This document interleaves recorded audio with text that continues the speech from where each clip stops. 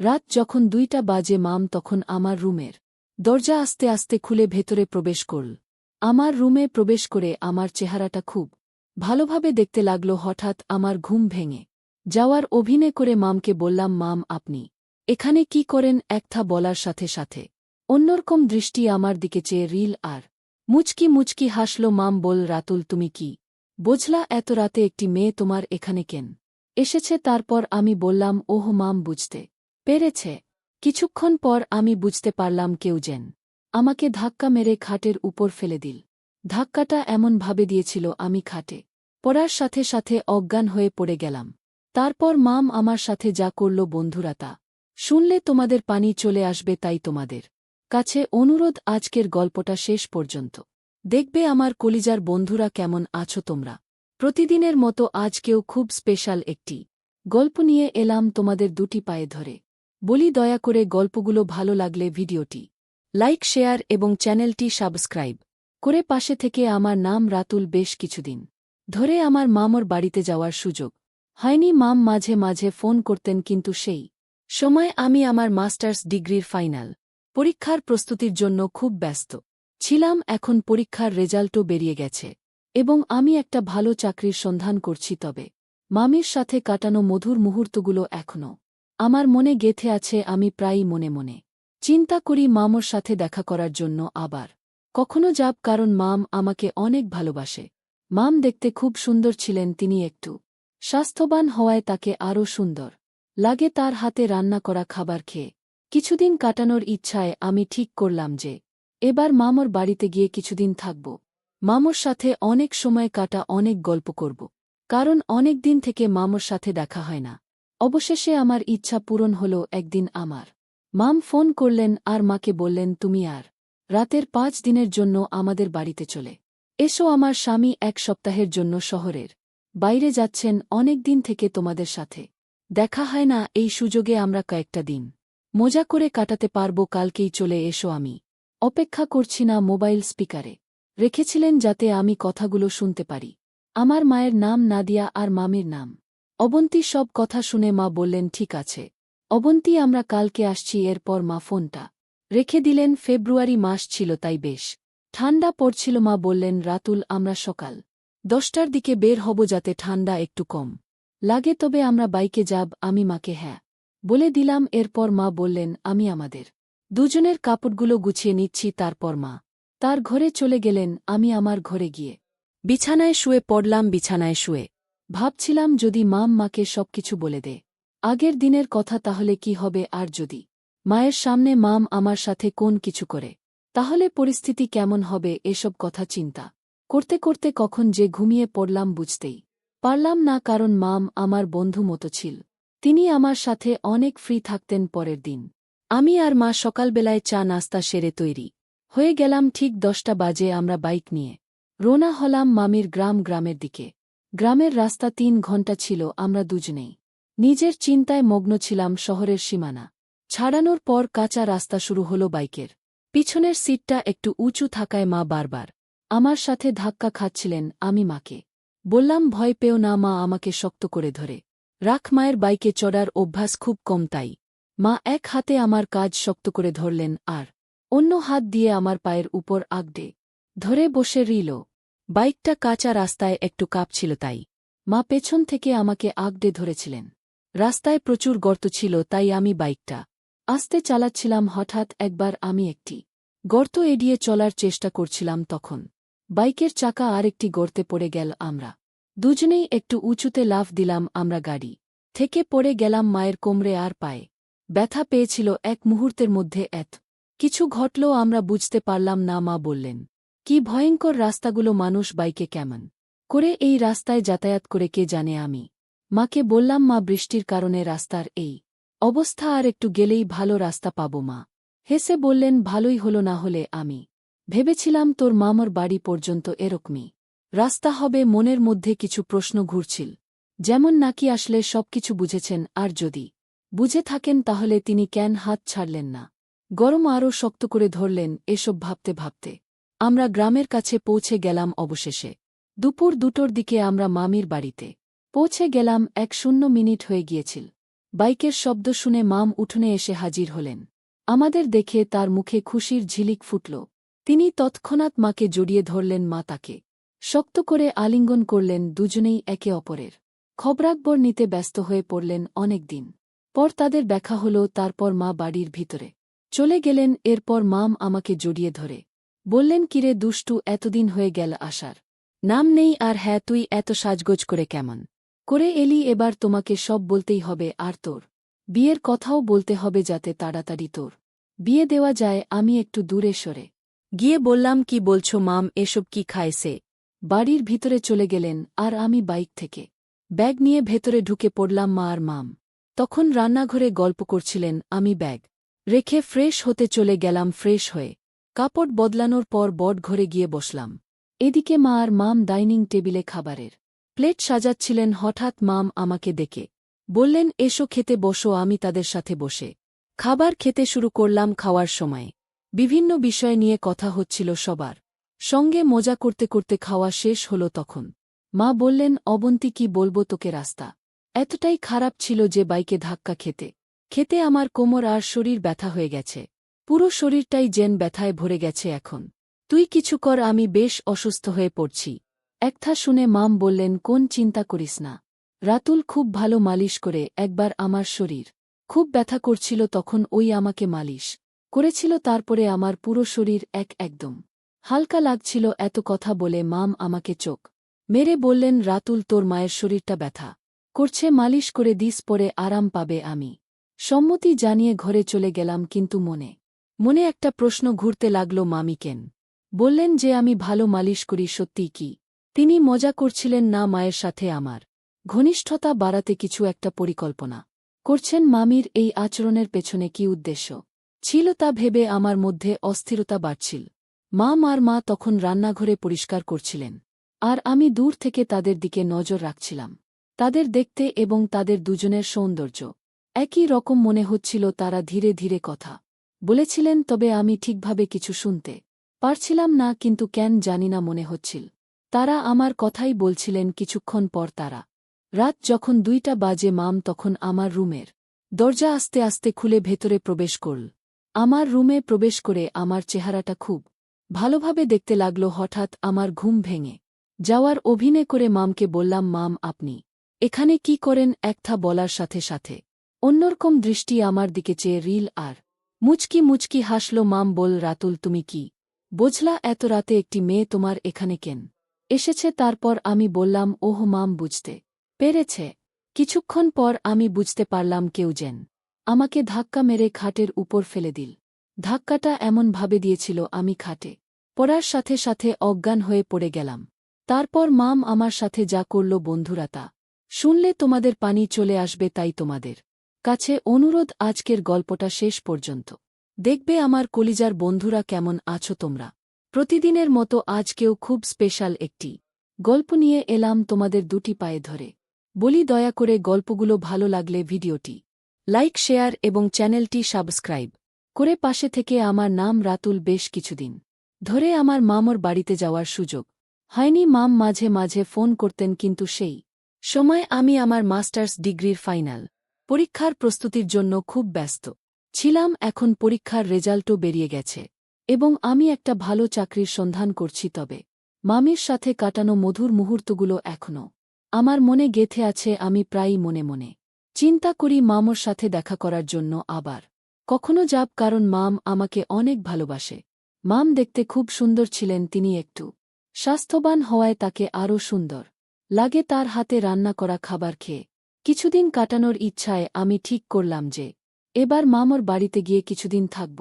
মামর সাথে অনেক সময় কাটা, অনেক গল্প করব, কারণ অনেক দিন থেকে মামর সাথে দেখা হয় না। অবশেষে আমার ইচ্ছা পূরণ হল। একদিন আমার মাম ফোন করলেন আর মাকে বললেন, তুমি আর রাতের 5 দিনের জন্য আমাদের বাড়িতে চলে এসো। আমার স্বামী 1 সপ্তাহের জন্য শহরের বাইরে যাচ্ছেন। অনেক দিন থেকে তোমাদের সাথে দেখা হয় না, এই সুযোগে আমরা কয়েকটা দিন মজা করে কাটাতে পারব। কালকেই চলে এসো, আমি অপেক্ষা করছি না। মোবাইল স্পিকারে রেখেছিলেন যাতে আমি কথাগুলো শুনতে পারি।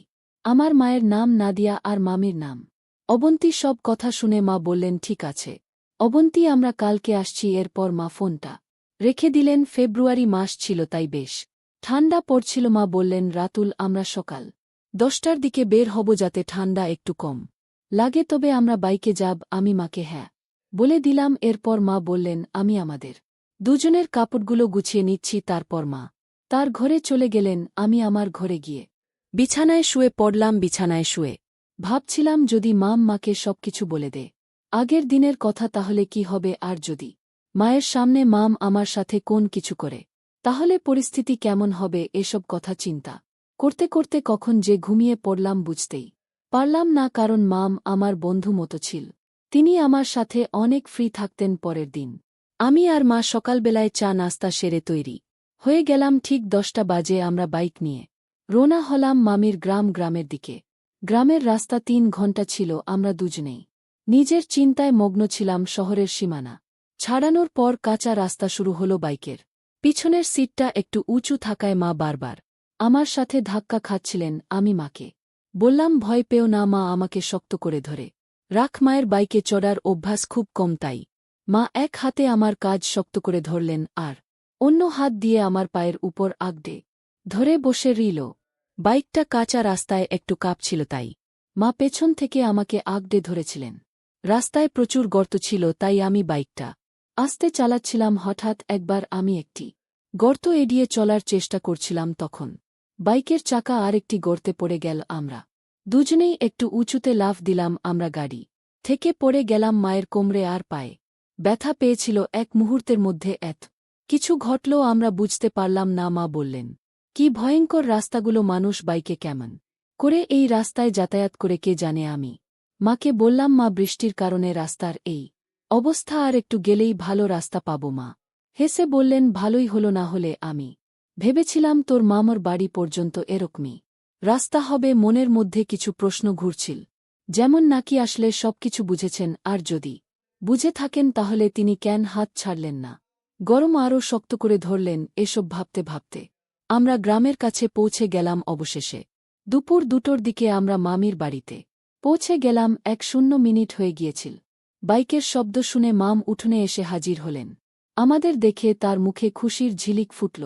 তিনি তৎক্ষণাৎ মাকে জড়িয়ে ধরলেন। মা তাকে শক্ত করে আলিঙ্গন করলেন। দুজনেই একে অপরের খবরাখবর নিতে ব্যস্ত হয়ে পড়লেন। অনেকদিন পর তাদের দেখা হল। তারপর মা বাড়ির ভিতরে চলে গেলেন। এরপর মাম আমাকে জড়িয়ে ধরে বললেন, কিরে দুষ্টু, এতদিন হয়ে গেল, আসার নাম নেই। আর হ্যাঁ, তুই এত সাজগোজ করে কেমন করে এলি? এবার তোমাকে সব বলতেই হবে। আর তোর বিয়ের কথাও বলতে হবে, যাতে তাড়াতাড়ি তোর বিয়ে দেওয়া যায়। আমি একটু দূরে সরে গিয়ে বললাম, কি বলছো মাম? এসব কি খায়ছে?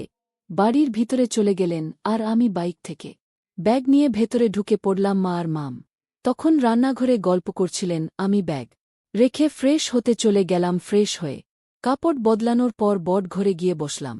এদিকে মা আর মাম ডাইনিং টেবিলে খাবারের প্লেট সাজাচ্ছিলেন। হঠাৎ মাম আমাকে ডেকে বললেন, এসো খেতে বসো। আমি তাদের সাথে বসে খাবার খেতে শুরু করলাম। খাওয়ার সময় বিভিন্ন বিষয় নিয়ে কথা হচ্ছিল সবার সঙ্গে। মজা করতে করতে খাওয়া শেষ হল। তখন মা বললেন, অবন্তী, কি বলবো তোকে, রাস্তা এতটাই খারাপ ছিল যে বাইকে ধাক্কা খেতে খেতে আমার কোমর আর শরীর ব্যথা হয়ে গেছে।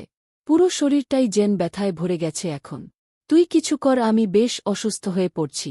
একটা শুনে মাম বললেন, কোন চিন্তা করিস না, রাতুল খুব ভালো মালিশ করে। একবার আমার শরীর খুব ব্যথা করছিল, তখন ওই আমাকে মালিশ করেছিল। তারপরে আমার পুরো শরীর একদম হালকা লাগছিল। এত কথা বলে মাম আমাকে চোখ মেরে বললেন, রাতুল, তোর মায়ের শরীরটা ব্যথা করছে, মালিশ করে দিস, পরে আরাম পাবে। আমি সম্মতি জানিয়ে ঘরে চলে গেলাম। কিন্তু মনে মনে একটা প্রশ্ন ঘুরতে লাগল, মামি কেন বললেন যে আমি ভালো মালিশ করি? সত্যিই কি তিনি মজা করছিলেন, না মায়ের সাথে আমার ঘনিষ্ঠতা বাড়াতে কিছু একটা পরিকল্পনা করছেন? মামির এই আচরণের পেছনে কি উদ্দেশ্য ছিল তা ভেবে আমার মধ্যে অস্থিরতা বাড়ছিল।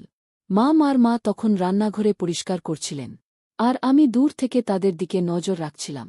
তাদের দেখতে এবং তাদের দুজনের সৌন্দর্য একই রকম মনে হচ্ছিল। তারা ধীরে ধীরে কথা বলেছিলেন, তবে আমি ঠিকভাবে কিছু শুনতে পারছিলাম না। কিন্তু কেন জানি না মনে হচ্ছিল তারা আমার কথাই বলছিলেন। কিছুক্ষণ পর তারা পড়লাম এবং দেওয়ালের দিকে মুখ করে চোখ বন্ধ করলাম। জানতাম অন্য রান্নার কাজ শেষ করে আসবে, তবে তখনও অনেক চিন্তা মাথায় ঘুরছিল। আমি বিছানায় শুয়েছিলাম, মনে হচ্ছিল যে তারা এলে গল্প হবে, যদিও চোখ বন্ধ করে শুয়েছিলাম, ঘুম আসছিল না তাদের আসার জন্য। অপেক্ষা করতে লাগলাম প্রায় 1 ঘণ্টা পরে কথা বলতে বলতে তার ঘরে ঢুকল মামি। আমাকে বলল, তুই কি মাঝখানে ঘুমাবি? মাহেসে উত্তর দিল, না, তুই ঘুমাস না মাঝখানে। এই কতক্ষণ চলতে থাকল আর আমি চুপচাপ শুয়ে রিলাম। আমি ঘামানোর ভান করছিলাম ওদের কথোপকথন শুনতে শুনতে। কিছুক্ষণ পর ঘরটা একদম শান্ত হয়ে গেল। আমি আস্তে করে কম্বল সরিয়ে দেখলাম ঘরের আলো নিভিয়ে দেয়া হয়েছে। মনে একটু স্বস্তি পেলাম, কারণ সবাই ঘুমিয়ে পড়েছে। মনে হলো প্রায় 3-0 মিনিট এভাবে কেটে গেল, কিন্তু কোন আওয়াজ শুনতে পাচ্ছিলাম না। আমি একটু সরে গিয়ে অন্যদিকে মুখ করে শুয়ে পড়লাম, কারণ নানা চিন্তা মাথায় ঘুরছিল। ভাবছিলাম আমার নড়াজটা কেউ লক্ষ্য করল কি, মা কিছু বুঝতে পারছেন সব ঠিক আছে? ঠিক তখনই একজন মৃদুকণ্ঠে ডাকল, তুই ঘুমিয়ে পড়েছিস? তার স্বরে স্নেহের পরশ ছিল। আমি চুপচাপ ছিলাম, জ্যাম ঘুমিয়ে আছি, কিন্তু ভেতরে ভেতরে অস্থিরতা বাড়ছিল। তারপর বল, ভালো করে ঘুমিয়ে পড়, সকালে সব কথা হবে। তার কথায় মনে অনেকটা শান্তি এলো এবং ধীরে ধীরে আমি ঘুমিয়ে পড়লাম। ঠিক তখন মা বললেন, এখন ঘুমিয়ে পড়, রাত অনেক হয়েছে। তার গলায় ক্লান্তির সুর ছিল। সবাই নিজের জায়গায় ফিরে গিয়ে শুয়ে পড়ল। মায়ের কণ্ঠে এমন কিছু ছিল যা আমাকে মানসিকভাবে শান্ত করেছিল। কিছুক্ষণ শুয়ে থেকে অবশেষে ঘুমিয়ে পড়লাম। সকালে ঘুম ভেঙে দেখি মা আগে উঠেছেন। তিনি রান্নাঘরে চা তৈরি করছিলেন আর পাশে অন্যজন বসেছিলেন। ঘরের পরিবেশটা একটু অন্যরকম লাগছিল। মা আমাকে দেখে মৃদু হেসে বললেন, চা খাবে? আমি মাথা নেড়ে সম্মতি জানালাম। তার হাসিতে ছিল অভিজ্ঞতা ও মমতা, যেন তিনি পুরো পরিস্থিতি বুঝে শান্তভাবে সবকিছু সামলাচ্ছেন। আমরা বেশ কয়েকদিন মামির বাড়িতে থাকলাম। মামির সাথে আমি আর মা অনেক হাসি ঠাট্টার মধ্যে দিন কাটিয়েছিলাম। অনেক জায়গায় ঘুরতে গিয়েছিলাম। কিছুক্ষণ পরে মা মামির দিকে তাকিয়ে বললেন, আচ্ছা অবন্তী, আমাদের এখন চলে যাওয়া উচিত, অনেক কাজ বাকি আছে বাড়িতে। মা আর আমি যখন মামির বাড়ি থেকে বের হচ্ছিলাম, মাম হেসে বললেন, ঠিক আছে, তোমরা যাও, আমার স্বামীও আসার সময় হয়েছে। বিদায় মুহূর্তে পুরো পরিবেশটা হালকা হয়ে গেল। আমি অনুভব করলাম মা কিছু না বললেও সবকিছু সুন্দরভাবে সামনে নিয়েছেন। মা আমার দিকে তাকিয়ে শান্ত স্বরে বললেন, রাতুল, জীবনের সবকিছুর একটা সীমা থাকে, আর সঠিক ভুলের পার্থক্য করা গুরুত্ব। তার কথাগুলো আমার মনে গভীরভাবে ছাপ ফেল। সেই মুহূর্তে আমি সিদ্ধান্ত নিলাম জীবনের প্রতি আমার দৃষ্টিভঙ্গি পরিবর্তন করব এবং নতুনভাবে জীবন শুরু করব। মায়ের ধৈর্যশীল ও শান্ত আচরণ আমাকে এমন এক শিক্ষা দিল যা অন্যভাবে উপলব্ধি করা সম্ভব ছিল না। মামির বাড়ি থেকে বিদায় নিয়ে আমি মনে মনে প্রতিজ্ঞা করলাম যে আমার চিন্তা ভাবনা ও কাজকে সঠিক পথে পরিচালিত করব। মায়ের স্নেহ, তার মনের গভীরতা এবং তার বলিষ্ঠ চিন্তাশক্তি আমাকে জীবনের নতুন দিশা দেখিয়েছে। আমি এখন ভবিষ্যতের দিকে আরও আত্মবিশ্বাস ও আশার সঙ্গে এগিয়ে যেতে প্রস্তুত। তার কিছুদিন পর আমার একটি ভালো চাকরি হয়। এখন আমি সব চিন্তা বাদ দিয়ে মন দিয়ে চাকরি করতে থাকি আর আমার পরিবারের সব দায়িত্ব নেই। এখন আমার মা অনেক খুশি আমার উপর। বন্ধুরা, আজকে এ পর্যন্তই। আবারও আসব তোমাদের মাঝে নতুন কোন ভিডিও নিয়ে। ভিডিওটি যদি তোমাদের ভালো লাগে তাহলে একটি লাইক দাও। প্রতিদিন আমি তোমাদের জন্য একটি করে নতুন গল্প দিব, তাই তোমাদের কাছে আমার অনুরোধ, আমার এই চ্যানেলটি সাবস্ক্রাইব করো। ধন্যবাদ তোমাদের।